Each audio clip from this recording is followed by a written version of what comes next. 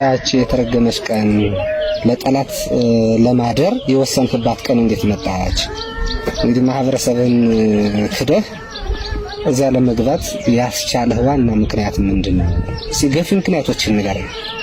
እሺ፣ ወደዛ እንድገባ ያስገደደኝ ምክንያት አንደኛ ነገር ከ2013 መከላከያ ነበርኩና ከ2013 አንድ ወር ነው በእግረኛ ያገለገልኩት። ሁለተኛ ደግሞ ልዩ ዘመቻ አንድ አመት ከ18 ቀን ሰልጥኜ ቆስዬ ወደ አገር ቤት ከተመለስኩ በኋላ እኔ ቤት ውስጥ የልዩ ኤሊሜንተሪ ምናምን ስለነበረ በዛ ውስጥ ነው የታሰርኩት ማለት ነው። መከላከያ ውስጥ ታሰረኝ። እኔ ለማስፈታት ፋዘር ታሰረ ታውቃለህ። ታሰረ። ከዛ በኋላ እኔ ወጥቼ ፋዘር እዛው ቀረ። አጋጣሚ ሚኒሻ ምናምን ስለነበረ ሚኒሻውን እዛው ታገለግላለህ ተብሎ ፋዘር እዛው ቀረ። ፋዘር ለማስወጣት ቢሞክርም አልተሳካልኝም። እዛው ፋዘር አስገዳጅ ምክንያትም ስላለው እኔ ወደዛ እንድገባ ተገደድኩ ማለት ነው። በፋዘር ምክንያት ወደዛ ገባሁ። አንደኛም ጥቅም ምናምን ፍላጎትም አለ። ወደዛ ገብቼ አንድ አመት ተባለ ፈሰምኩት ማለት ነው። አንተ የገባህበት ልታደን ነው? ጥቅም ልታገኝ ነው? ስልጣን ልታገኝ ነው? ምን ፈልገህ ነው የገባህ? በአንደኛ ጥቅም ነው። ሌላ ነገር የሰው ልጅ ያታለው ይችል ጥቅም ነው። ጥቅም ፈልጌ ነው። ሁለተኛ ደግሞ ያለ መሞት ፍላጎት አለ። ፈራው።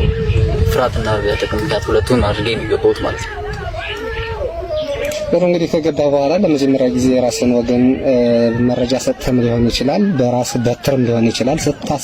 ስትጨፈጭፍ የተሰማህ ስሜት ምንድነው? ከህሊናህ የተሰማህ ስሜት ምንድነው? ምንድን ነበር ይሰማህ የነበረው? ራስህን አልተጸየፍክም ነበር ወይ? ምን ይመስላል? እስቲ በመጀመሪያ እንደገባ በህዝብ ላይ በአንተና በአንተ መሰሎች ጓዶች የደረሰውን እልቂት ስታውቅ አእምሮህ ላይ ያቃጨለብህ ጥያቄ ነበር? የመራዊውንም ግምት ውስጥ አስገብተህ እንግዲህ አንተ በዚያ በመራዊ ጭፍጨፋ አካባቢ ነው እንግዲህ ገባሁኝ ያልከው። እሱንም መነሻ አድርገህ መጀመሪያ የትኛው ናት የሚለውንም ገልጸህ ማለት ነው። ተግባሩ ጠዋት ነበር የተከሰተው 2016 ጥር 20 ላይ ነው የተከሰተውና 6 ሰዓት አካባቢ ውጊያው ያለቀው ማለት ነው። ከዛ በኋላ ግን የተደረገው ድርጊት ሌላ ነበር። አንዱ ወይም ወደዛ ከሄዱ በኋላ ሌላ ተግባር ያገኘውን ሰው ሜዳ ላይ መምታት፣ ከጠላ ቤት እያወጡ ማረሽን። አንዱን ባለፈው ተፈሻለው። አንዱ ኢዮብ ይባላል። ኢዮብ ነው 43 ሰው ከጠላ ቤት አውጥቶ 43 ሰው ሽኗል ማለት ነው። አንድ ብሬ ጠላ ቤት ሴትዮዋ ጠላ ቤት ላይ መጥረቢያ ምናምን ያዙ ነበሩ። ለምን አደረክ ምናምን ብለን ስንጠይቀው ያለ ነገር ሌላ ነገር። ሴትዮዋን ቆፈቆፍንና ክፈሽልን ከከፈተች በኋላ ምንድነው ቤት ውስጥ ያለ ምንድነው ብሎ ከጠየቀ በኋላ አይ የኔ ናችሁ ጠላ የሚጠጡ ናችሁ አለች ሴትዮዋ። ከዛ ሴትዮዋ እንደዛ ስትለው ሴትዮዋ ከልጁ ከሄደ በኋላ እኔ እኮ ፈርቼ እንጂ አላቃቸውም አለች ሴትዮዋ። እንዴ ለምን እንደዚህ ትላለች? ምናምን ሰዎችን 43 ነው ተሰልፈው በሶስቱን መጥቷል ማለት ነው። በሁለተኛ ደረጃ ልዑል ይባላል የፓትሮል ሹፌር ነው።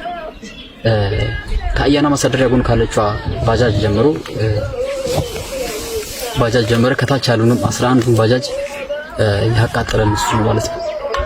በዛ ሰዓት የነበሩ አመራሮች ማለት አንደኛ አማረ በላይ ይባላል የመራዊ ልጅ ነው። ሁለተኛ ደግሞ ደስዬ ፖሊሱ አለ። በሶስተኛ ደረጃ የኔ አባትም አለ ለዛው ማለፍም አለ። የኔ ፋዘርም አለ ምናለ መንግስቱ ይባላል እሱም አለ። እነጋሹ አሉ የመራዊ ናቸው። እሱ ሀብቴ ማንዴ የአባታቸውን ስም ስለማላውቅ ነው። እነሱም አሉ። በጣም በርካታ የዙሪያ ሚኒሾች ማለት ስማቸው በስም ማላቃቸው የከተማዎች ነበር የማውቃቸው እነሱም አሉ። በዛ ሰዓት ተሳትፎ የነበራቸው እነሱ ሰዎች ናቸው ማለት ነው። ባስ ብሎ መንግስት ሌላ ጠፊታ ነው ዘገባ የሰጠው ማለት ነው። በዛን ጊዜ ያንተ ሚና ምን ነበር? እንግዲህ በዚህ ጭፍጨፋ ሌላህን ማጋፈጥ ስላለብህ የራስህ ድርሻ ምን ይመስል ነበር? ምንድን ነበር ኃላፊነት ያለ? በዛ ሰዓት እኔ እየሰጠው መረጃ ነበር። በቃ ባጭሩ መረጃ እየሰጠዋቸው ነበር። መረጃ እየሰጠው ነበር። ውስጡን የተታስፎ ውጊያው ላይ በተኩስ በመሳሪያ ባልሳተፍም ከተኩሱ በላይ ከመሳሪያው ተኩሱ በላይ በመረጃ እያገዝኳቸው ነበር ማለት ነው። ያንተን መረጃ ተገና አድርገው ያንተን መረጃ እንደታማኝ በመቁጠር የገዛ እህት ወንድሞችን፣ የገዛ ህዝብን፣ የአካባቢውን ማህበረሰብ፣ ህፃናትን፣ ወላጆችን፣ አዛውንቶችን፣ መነኮሳትን ማንኛውም በዛ አካባቢ የነበረ ማህበረሰብ የጭካኔ እርምጃ ሲወሰድበት አይቷል። እና ያን ትዕይንት ስትመለከት አንተ ምን ተሰማህ? እነዚህ እኮ የኔ ወገኖች ናቸው የሚል ስሜት ጭንቅላት ውስጥ አልተመላለሰም? ምንድን ነበር የነበረ ስሜት ያንን ልቂት ካየ በኋላ? እኔ መረጃውን የሰጠሁት ለአባቴ ያደረኩት ግን ደግሞ እኔ ይሄ ነገር ጭፍጨፋውን ያስከስታል ብዬ ያደረኩት ነገር አይደለም። እኔ ተግባር ቢሆንም እኔ መፈጠሬን እስክጠላ ድረስ ተጸጽቻለሁ። እኔ ሰው ነኝ እንዴ እስከምል ድረስ ማለት ነው። እና ይሄን ያክል በዚህ ደግ ህዝብ ላይ ይሄን ነገር ማድረግ ማለት ለቁም መሞት ማለት እንደሆነ ገብቶኛል። በጣም ከራሴ መፈጠሬን መጥላት ነው ሰው መሆኔ እስኪያስጠላኝ ድረስ ተጸጽቻለሁ። በዚህ ነገር አጉርሶ ፈትፍቶ ከሚያበላ ህዝብ ላይ ይሄን ተግባር ማድረግ ማለት ነው። እሱ እየተራባ አንተን የሚያጠጣ እሱ እየተጠማ እንደዛ የሚያደርግ ህዝብ ላይ ይሄን ማድረግ ማለት በጣም ትልቅ ነገር እንደሆነ ተረድቻለሁ፣ ተጸጽቻለሁ ማለት ነው። እንግዲህ ያን ጭፍጨፋ ካየህ በኋላ ከድርጊቱ ተጸጽቻለሁ ብትልም ነገር ግን አንተ ደግሞ በተጨማሪነት በሀገር መከላከያ ሰራዊት አባል ሆነ ሌላ አካባቢ ቆይተሃል። ወደ ወለጋ አካባቢ በነበረው ጭፍጨፋ ደግሞ እዛ ተሳትፈሃልና ለምንድን ነው ከድርጊቱ ከተጸጸት ለመውጣት ያላሰብከው ያልወሰንከው ለምንድን ነበር? ሲሳይና መላክ የሚባል ሁለቶቹን ፋኖ ነው ብለው ወስደው አንደኛ ጣቢያ ያሰሩ።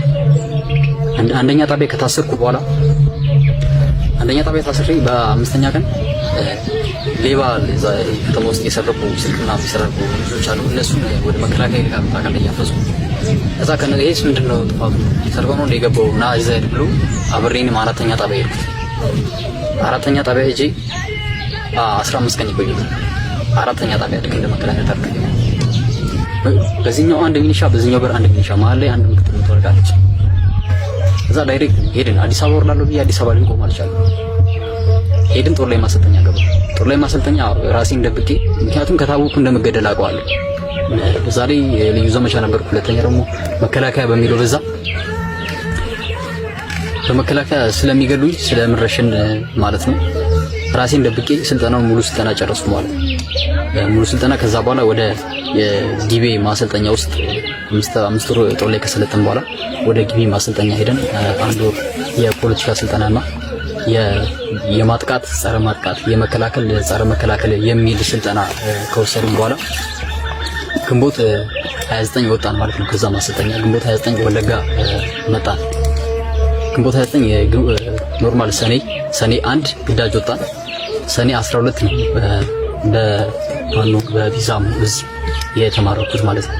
የተቀላቀልኩበት ማዕከላዊ እዝና ኮር 101ኛ 69ኛ ክፍለ ጦር 3ኛ ሬጅመንት ማለት ነው። ጠላቶች በአንድም ሆነ በሌላ ሲጠቀሙ እንደነበረ እንግዲህ የሰጠን መረጃ ያመለክታል። አንተን እንደ ጓድ ይመለከቱኛል ብለህ የምታስበው ወይስ እንደ አንድ መጠቀሚያ መሳሪያ ነው ሲቆጥሩ ኖሮ ብለህ የምታስበው?